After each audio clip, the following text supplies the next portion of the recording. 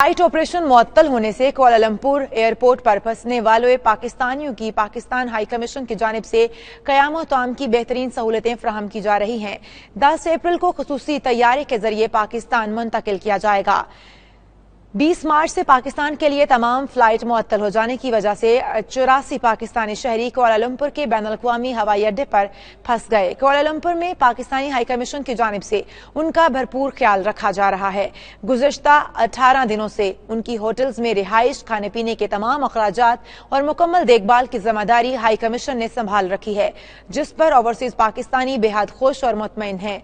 हुकूमत पाकिस्तान की हिदायत पर PIA का खुसूसी तैयारा 10 अप्रैल को इन तमाम मुसाफिरों को वतन वापस लाने के लिए कुआलालंपुर के बैनुल-अक़वामी हवाई अड्डे पर पहुंचेगा।